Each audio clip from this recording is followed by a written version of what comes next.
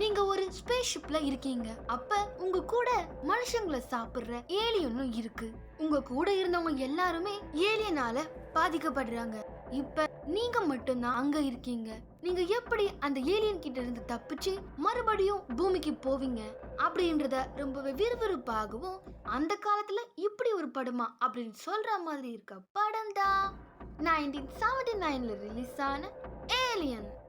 கதையோட ஓப்பனிங் சீனே ஒரு ஸ்பேஸ் ஷிப்பை காட்டுறாங்க. எப்படி இப்போ இந்த ஸ்பேஸ் அமைதியாக இருக்கோ அதே மாதிரி இந்த ஸ்பேஸ் ஷிப்குள்ளேயும் ஆள் நடமாட்டமே இல்லாமல் ரொம்பவே அமைதியாக இருக்கு. இந்த அமைதியை கலைக்கிற மாதிரி இந்த ஸ்பேஸ் ஷிப்ல இருக்க மதர் டிடெக்டர், அதாவது சென்ட்ரல் கம்ப்யூட்டர், ஒரு அன்னோன் சிக்னல் வந்தனால எமர்ஜென்சி புரோட்டோகால் ஆன் ஆகி அங்க ஹைபர்னேஷன்ல தூங்கிக்கிட்டு இருந்த க்ரூ மெம்பர்ஸ் எல்லாருமே எழுந்துக்கிறாங்க. இந்த ஸ்பேஸ் ஷிப்ல மொத்தம் 7 பேர் இருக்காங்க. Captain Dallas, executive officer Kane, Ash, நம்ம heroine Ellen Ripley, Lambert, Parker Brett. இந்த பேர்ல உங்களுக்கு குழப்பமா இருக்குன்னா பரவாயில்ல, கதை போக போக உங்களுக்கே புரியும். இவங்க வேற ஒரு கிரகத்துல இருந்து மினரல்ஸ்லாம் எடுத்துட்டு வராங்க. ஆமா, மினரல்ஸ்னா தமிழ்ல என்ன? ஏதோ ஒன்று. இவங்க எல்லாருமே நம்ம எர்த்துக்கிட்ட வந்துட்டோம், இதுக்கப்புறம் நம்ம வீட்டுக்கு போகலாம் அப்படின்னு சொல்லிட்டு ரொம்பவே சந்தோஷமா இருக்காங்க. ஆனா அவங்களுக்கு தெரியாது இதுக்கப்புறம் தான் மெயின் சம்பவமே இருக்குன்னு சொல்லிட்டு. கேப்டன் டாலஸ் கம்ப்யூட்டர் ரூமுக்கு போறாரு.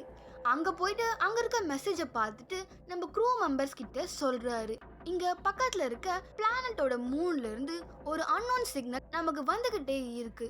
அது என்னன்றத நம்ம கண்டிப்பா கண்டுபிடிச்சே ஆகணும், அது நம்ம ரூல்ஸ்ல இருக்கு அப்படின்னு சொல்லிட்டு சொல்றாரு. க்ரூ மெம்பர்ஸும் வேற வழியே இல்லாம அங்க போகலாம்னு சொல்லிட்டு முடிவு பண்ணி கேன், லாம்பர்ட் அப்புறம் கேப்டன் டாலஸ் இவங்க 3 பேரும் அந்த சிக்னல் வந்த மூணுக்கு போறாங்க.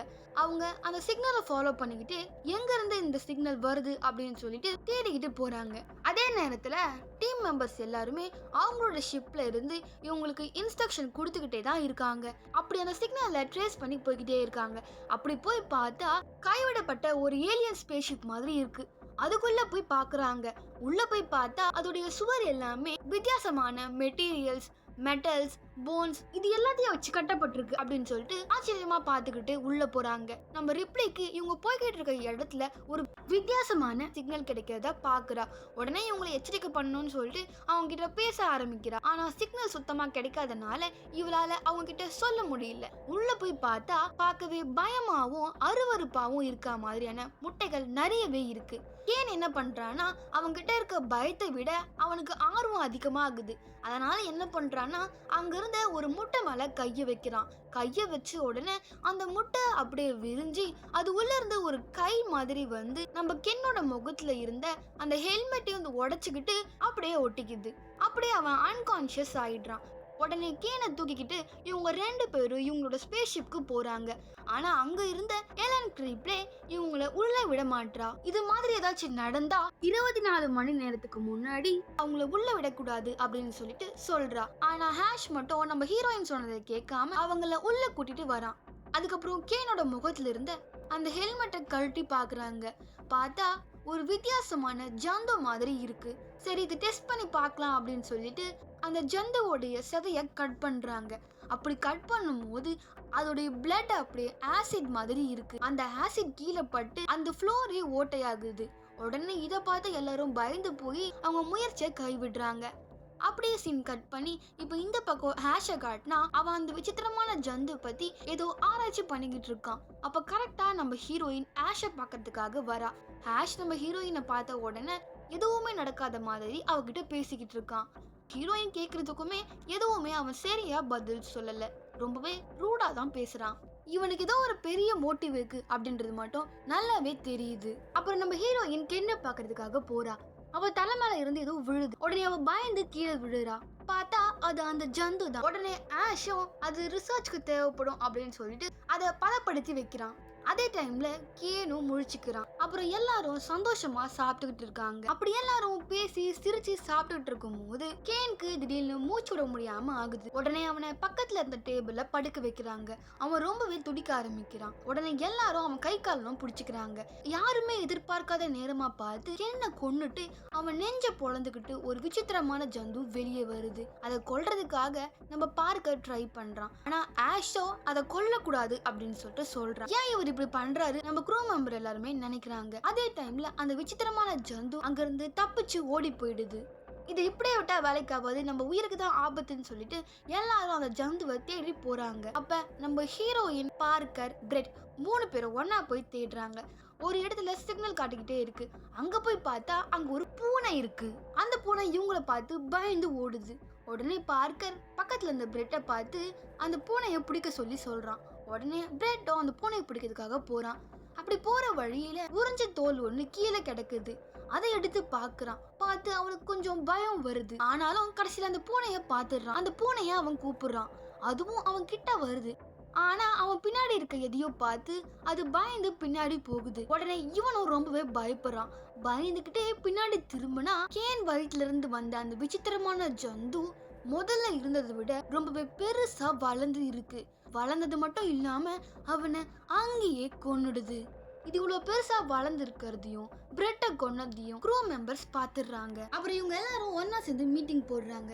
ஒருவேளை ஏர்வெண்ட் வழியா தான் அந்த ஏலியன் வந்து போகுது அப்படின்னு சொல்லிட்டு எப்படியாச்சும் அந்த ஏலியனை உள்ள வராம தடுக்கணும் அப்படின்னு சொல்லிட்டு கேப்டன் அவர் கையில ஃபயர் த்ரோயர் எடுத்துக்கிட்டு அவர் அந்த ஏர்வெண்ட் வழியா உள்ள போறாரு. அப்ப நம்ம டீம் மெம்பர்ஸ் எல்லாருமே அவருடைய மூமெண்ட்டை ட்ராக் பண்ணிக்கிட்டே இருக்காங்க. அப்படி உள்ள போய்கிட்டே இருக்கும் போது ஃபர்ஸ்ட் 3 ஜங்ஷன் ரொம்பவே காமா போய்கிட்டு இருக்காரு. ஆனா அதுக்கடுத்து 3வது ஜங்ஷன்ல வித்தியாசமான சிக்னல் கிடைக்குது அப்படின்னு சொல்லிட்டு நம்ம ஹீரோயின் சொல்றா.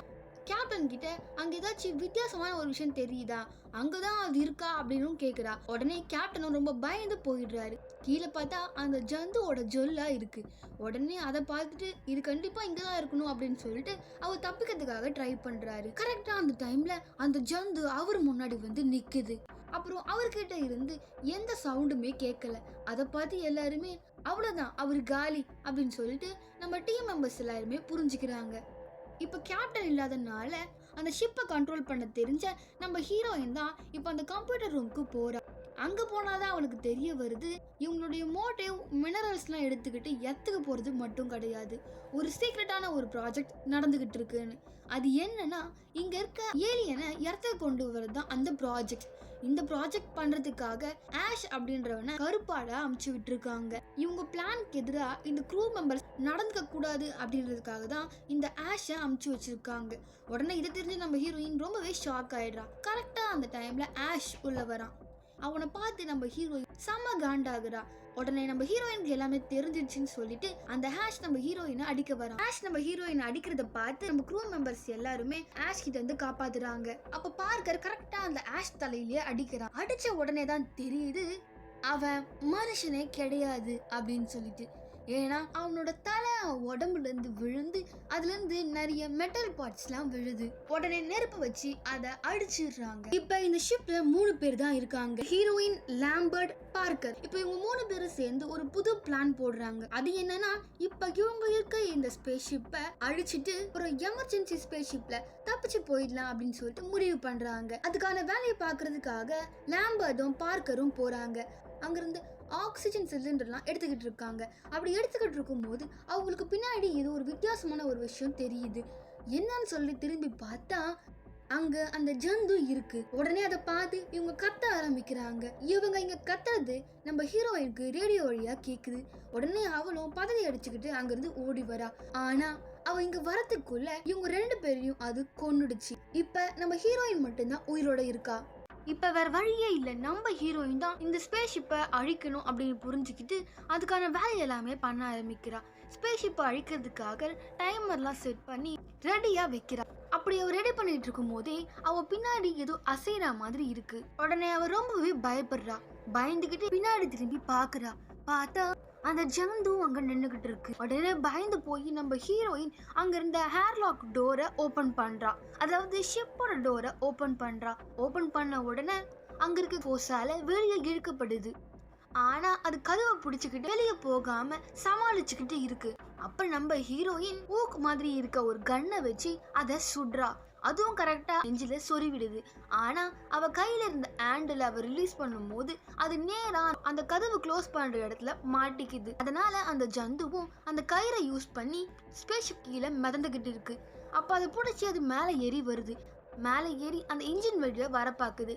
அப்ப நம்ம ஹீரோயின் கரெக்டா அந்த இன்ஜினை வெடிக்க வச்சிடுறா. அப்படி வெடிக்க வைக்கும் போது அந்த ஜந்துவும் கூடவே சேர்ந்து இறந்து போயிடுது. அப்புறம் நம்ம ஹீரோயினும் ஒரு பெரிய மூச்சா இழுத்து விட்டு சந்தோஷப்படுறா. இப்ப அப்படியே பூமியில இருக்க இவங்க டீமுக்கு மெசேஜ் அனுப்புறா. என்னன்னா, என் கூட வந்த எல்லாருமே இறந்து போயிட்டாங்க, நான் மட்டும்தான் இருக்கேன். இப்ப எமர்ஜென்சி ஸ்பேஸ்ஷிப்ல நான் எர்த்துக்கு வந்துகிட்டு இருக்கேன் அப்படின்னு சொல்லிட்டு சொல்றா. அப்புறம் இவளும் அந்த கேட்டும் ஹைப்பர் ஸ்லீப்க்கு போயிடுறாங்க. இப்படியே இந்த படத்தை முடிச்சிடுறாங்க. இதுக்கப்புறம் வந்த அடுத்தடுத்து ஏலியன் மூவிஸ்லாம் உங்களுக்கு வேணுமா அப்படின்றத மறக்காம கமெண்ட் பண்ணுங்க. அதை வச்சுதான் இதுக்கப்புறம் போடலாமா வேணாமா அப்படின்றத யோசிக்கணும். மேலும் இது மாதிரியான அதர் லாங்குவேஜ் மூவிஸ்லாம் தமிழில் பார்க்கணும்னு நினச்சிங்கன்னா மறக்காம நம்ம சேனலை சப்ஸ்கிரைப் பண்ணிடுங்க. அப்புறம் பக்கத்தில் இருக்க பெல்ல தட்டி விட்டுருங்க.